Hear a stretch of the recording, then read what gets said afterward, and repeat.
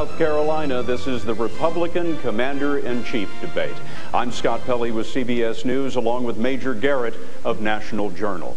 This is the final half hour of this 90-minute Republican debate. The focus tonight, national security and foreign affairs. And in this half hour, we'll include your questions. You may submit them online at cbsnews.com and nationaljournal.com. And we will have the questions of South Carolina Senators Lindsey Graham and Jim DeMint.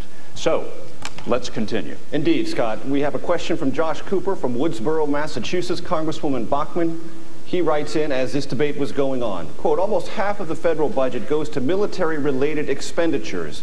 Should we increase spending, especially in a debt crisis?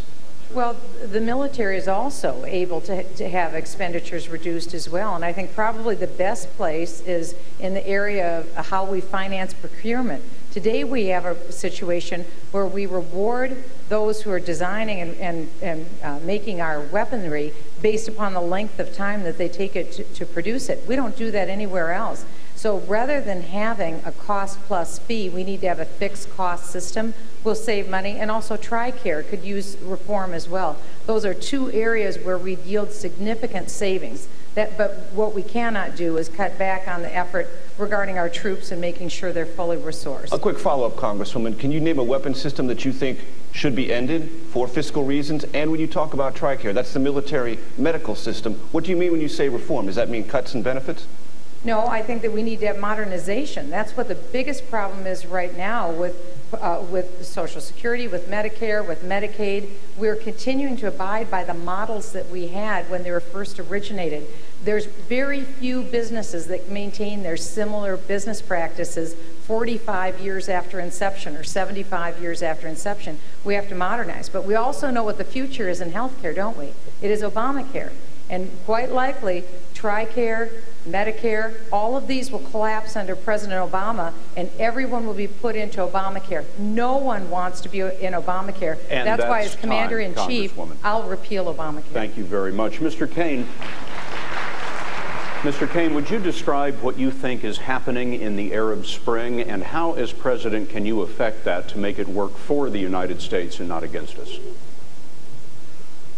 What's happening in the Arab Spring, you have to look at Libya, Egypt, Yemen, and all of the revolutions that are going on, and how this administration has mishandled them. As a result, they have gotten totally out of hand.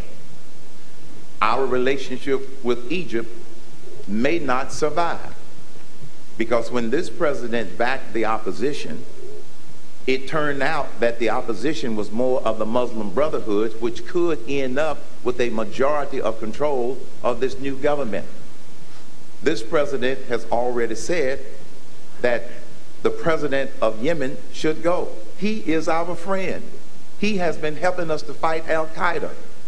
This president has been on the wrong side in nearly every situation in the Arab world, which has basically done nothing except to put that entire thing at risk. And that's time, sir. Thank you. Mr. Speaker, at least 3,500 civilians have been slaughtered in Syria.